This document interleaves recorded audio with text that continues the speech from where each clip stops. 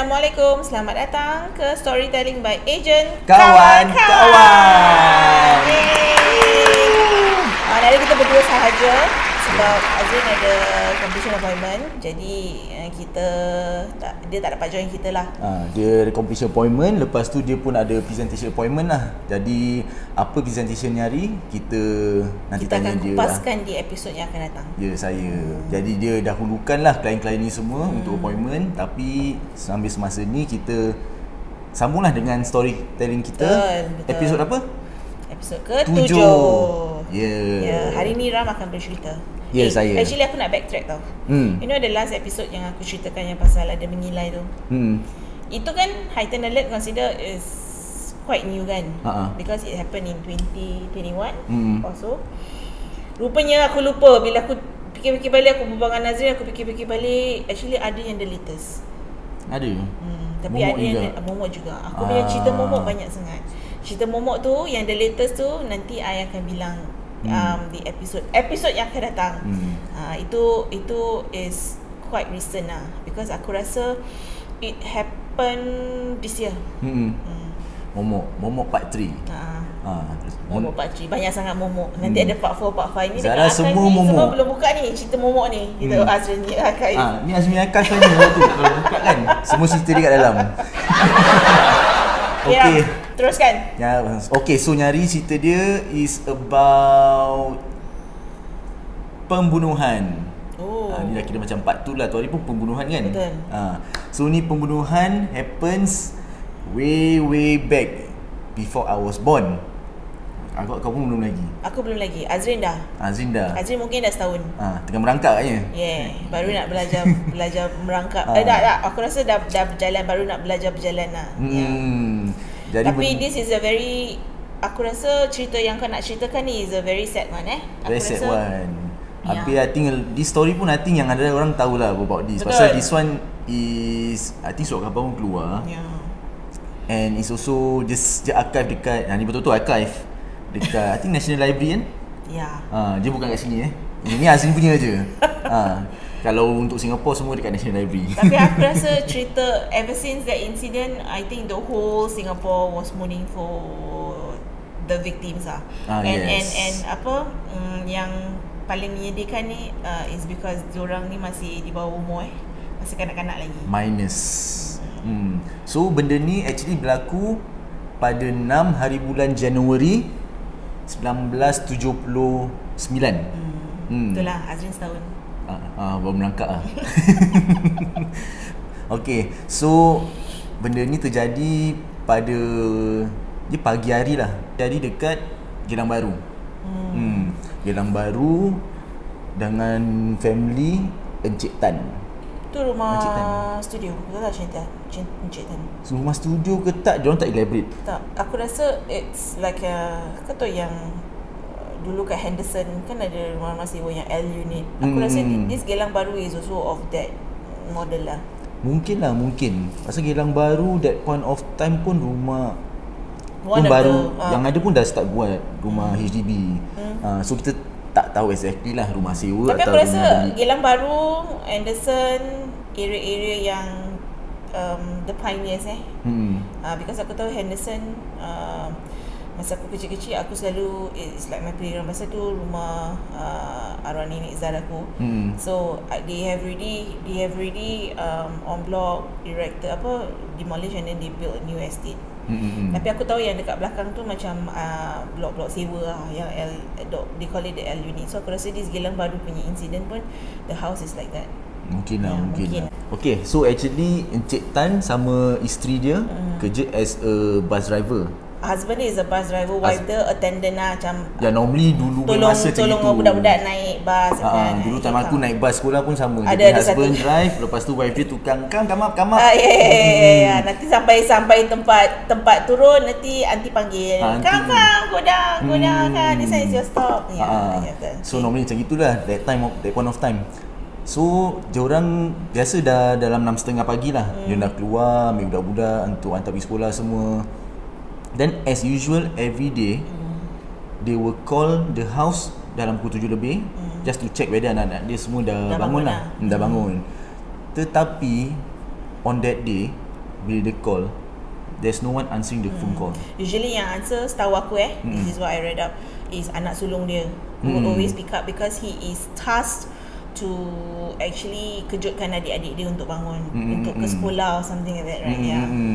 Yeah, so during that day dia macam apa pasal budak-budak ni tak angkat So what normally we do, kita call jiran lah.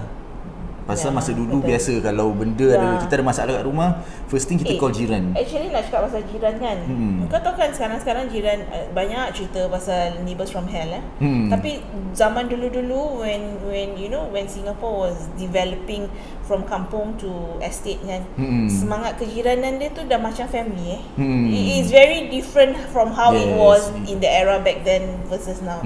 So jiran dia yang tolong kan. Pasal jiran dulu akan tahu semua siapa kat blok ni, siapa tinggal berapa, semua siapa tinggal kita tahu. So biasalah dia call jiran sebelah dia, then dia I think dia punya encik tan, the wife lah, dia tanya, can you help?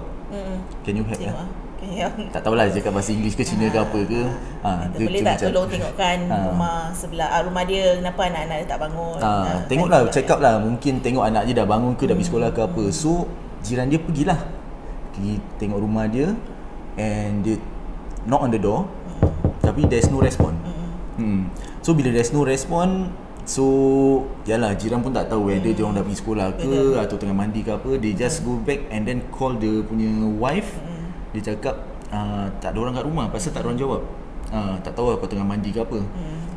So dari situ is a bit unusual lah untuk Cik Tan ni. Dia cakap the wife lah, jangan ada risau juga, tapi they just continue with the work.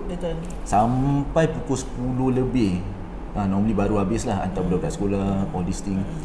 So bila dia balik, dia pun macam just to check up lah whether budak-budak dah sekolah ke apa. Tak fikir apa-apa. Atau just mungkin that day dia orang pergi siang ke apa, so that's why dia miss the call lah. Tapi bila dia balik, dia terkejut lah. Yelah, aku rasa when they open the door, they found traces of blood lah. Because aku tak rasa anak-anak dia punya mayat is there. Mayat dia ada. Bukan dalam toilet ke? Dalam toilet. Dia dalam toilet. Empat anak dia dalam toilet dibunuh. And they will stack one after another. Tak salah aku, yang abang yang paling atas, pasal abang cuba untuk defend adik dia ke gitulah. Dia either one lah. So it's basically they are stacked macam pancake on top of another. Tapi kena slate macam itu is really saddening Aku rasa kalau aku jadi mak bapak, aku terus pingsan.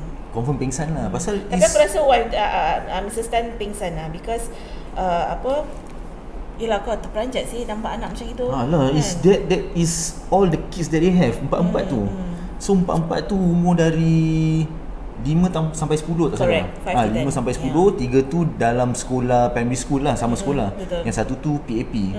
So they don't actually. So the eldest is actually yang 10 tahun tu is actually the abang.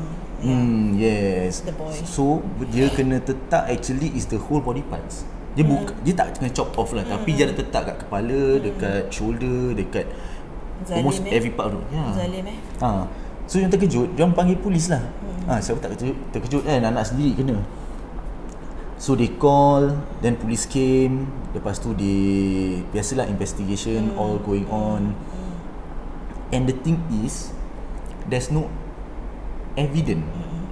And dia orang tak dapat any clue from the macam that time forensic. Nothing was taken from the house. The door was not tak dipecah masuk lah, tak ada pecah masuk. Bermakna yang si pembunuh ni memang ketuk pintu. Jadi mungkin ataupun tidak salah seorang jiran. Kita pun tak tahu And I think they have planned ahead lah. Plan ahead. Tapi that's very very cruel. Tapi tak tahulah pasal apa. Pasal Encik Tan ni cakap dia tak ada masalah dengan orang-orang semua. Dia tak ada musuh lah. Tak ada musuh. Jadi dia pun tak tahu siapa pembunuh dia. Jadi dari situ biasalah polis try is a hunt lah for them to find siapa yang buat benda ni semua. Tapi there's no clue at all. And it hasn't been resolved till date, right? Yes, sampai sekarang. Because pembunuhnya sampai sekarang pun tak dapat dikesan. Yes. Which is even more saddening. Jadi after kejadian tu, I think about 2 weeks later. 2 weeks later, there's a letter sent to the house. Pembunuh tu actually send. Oh, Dia send. darah. Ini betul-betul sedih lah. Ini Sedih. ibarat macam apa tau, rubbing salt to the wound. Kau dah luka, lagi bila this thing happen, orang hantar, especially pembunuh tu hantar surat, even more cruel. Tapi dia punya cruel part is, kau tahu apa dia taruh kat dalam surat tu? Tak tahu. Dia cakap, dia orang translate lah, dia cakap ha ha ha ha, no more offspring for you, sign off the murderer. Oh, kalau dia dah sign off macam gitu, it could probably be family members Kau faham tak maksud aku? Tapi tak tahu juga. Tak Itu tahu that's jugalah. one of the thing That lah. could be the possibility lah. Pasal diorang pun tanya, how can they know bini dia, isteri dia dah tak boleh buat anak lagi? That's why dia cakap ha ha ha, no more offspring for you all. Dia boleh jadi, dia boleh ada berapa kemungkinan, saudara, kawan baik, ataupun jiran. Yes. Macam aku cakap lah dulu, di zaman dulu, era dulu-dulu, kehidupan kejiranan tu macam very akrab. Macam kau cakap lah, daripada tingkat 1 sampai tingkat 10 pun kau tahu ni siapa, rumah siapa, ni anak siapa, ni siapa kan. Kalau sekarang memang tak ada lah, neighbours from hell banyak lah kan.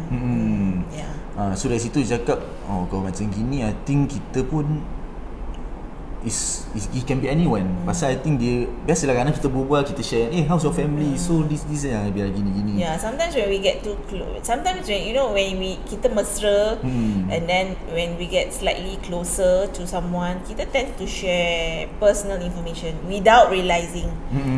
Tapi yalah, mungkin lah, it could be a lot of possibilities. Yes, habis dia punya isteri dia actually dah, dia orang kau panggil apa benda tu, sterilize Ligation, like sterilize tu binatang siya.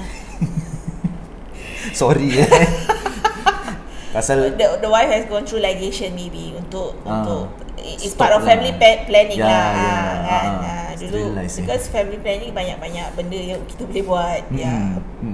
There are several methods. So sorry lah saya tercakap sterilization lah, pasal selalu kalau apa-apa tahu teringat word ni tapi so sorry about that lah.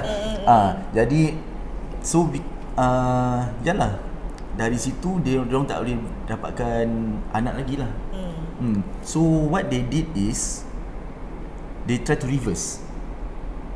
Maksudnya? Isteri je go to the hospital. Oh, the reverse the ligation process. Yes, reverse. So after that case, they reverse it back. Dia punya wife, alhamdulillah dia orang dapat satu anak. Dapat satu anak. Lepas tu I think sampai sekarang lah satu tapi anak. aku rasa by then both Mr. and Mrs. Tan pun aku rasa dah pass on. Dah berapa you imagine if let's say they are already in their 30s in 1979. Okay, you do your math aku malah nak kira so I think mungkin masih ada, mungkin dah tak ada. It is either they are really aged or they already passed on. Tapi anak yang satu tu mungkin dah berumur lah jugalah kan. Okay, is he assuming dia dapat anak, mungkin bayar-bayar kita, aku mungkin tak tahu because it was after the incident kan. Tapi sayangnya untuk yang anak dia satu tu, dia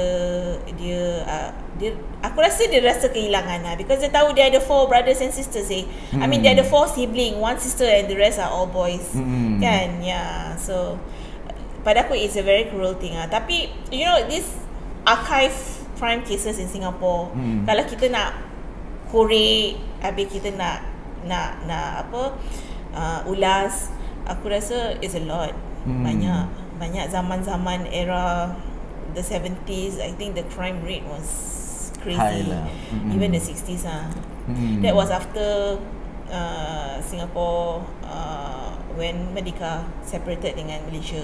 Tu yang dia punya crime tu macam it's still ongoing lah. Kan. Actually the crime only gets better, I think almost about 90s around there baru better. During that point of time memang lah banyak bunuh, banyak this, banyak that. There's a lot of crime happening lah. So this is what we are now in Singapore. Semua alhamdulillah, semua dah is good lah, I can say. It's all under control. I mean there are crimes, tapi like they say low crime doesn't mean no crime kan. So kita hanya perlu berhati-hati. Yang paling penting jangan cek pasal dengan orang. Yes.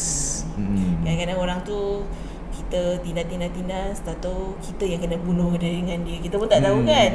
Sometimes anyway, mental health awareness pun is up and running in Singapore. Tapi pada aku yang the Tan siblings punya massacre ni macam very sad lah. Yes. Even if you try to move on, dia macam mana tahu cerita ni. Dia mengingatkan aku yang another story, tapi this is not about murder, yang the accident of the two brothers yang dekat sekolah Dunman Secondary. I think the whole Singapore mourned for these two brothers. And in fact the mother actually went out from the estate because it's for her mental health.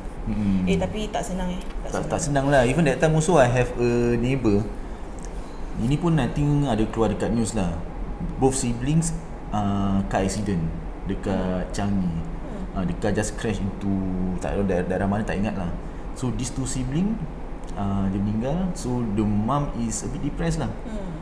Pasal satu tu taklah umur dah that point of time lah, I think satu dalam belasan, lagi satu dalam 8 tahun je. Tapi not easy lah. Not easy lah. These people who go into depression can actually go crazy. Habis during that point of time mak dia pun umur dah I think about 40s. So you know, kalau umur dah 40 lebih, habis kehilangan anak dua-dua serentak satu kali gitu, sedih lah. Sedih lah. Sedih, siapa tak sedih. Even if anak sakit pun, if you had a medically diagnosed children pun, it's not easy. Apalagi kena bunuh. So okay lah, sampai sekarang tak not resolve, right? Tak resolve. So dia punya, I think pembunuh dia pun dah mati kan? Dah mati. So with, just put it lah, die with guilt lah. Just put it lah, that time maybe umur je dah about late 30s. Tapi aku rasa yang pembunuh tu pun gila juga. Aku rasa dia pun tak betul lah. Ataupun unless dia memang bear grudges dengan the family, kita tak tahu. Mungkin bear grudges lah. Pasal kadang-kadang orang semua cakap tak ada masalah, tapi kadang ada masalah tapi dia orang simpan. Tapi bila dia cakap macam itu, apa? You have no more offspring. No more offspring now. Aku rasa it could also be probably macam tadi aku cakap, is family, friends or neighbour kan. Mana tahu ex-boyfriend Mr. Tan ke, ex-girlfriend Mr. Tan. Kita tak tahu. Kadang-kadang orang jatuh cinta boleh jadi sampai gila Dia tahu berapa dia keluar rumah selalu, kerja sebagai apa, anak keluar pukul berapa, all these details. So that's why diorang buat this murder punya case as seamless as it is, because there is no break-in, there is no signs of break-in. Tak ada pecah masuk. Kira-kira macam bila dia ketuk pintu, mungkin the Tan siblings also mungkin kenal dengan orang ni. Sebab tu kalau tidak, takkan dia kasi masuk kan. Betul. Okey lah, so itulah cerita untuk minggu ini. Betul. So ada apa-apa? Tak ada apa-apa. Jadi kita akan bersama dengan Nazrin Rashid minggu depan, InsyaAllah, dengan episod yang ke-8. Yes. Jadi kita akan selang-selikan cerita momok dengan cerita cerita archive daripada Singapore. Archive Azrin semua kan.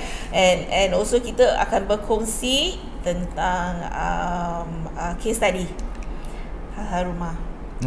Tapi kita tak akan rungkaikan sepenuhnya. So it's going to be snippets. Kita akan bilang sikit-sikit. Jadi kalau nak tahu, telefon lah kita. 9661-7587. Okay, Ram, sign off. By Agent, kawan. Bye. Assalamualaikum. Jumpa lagi.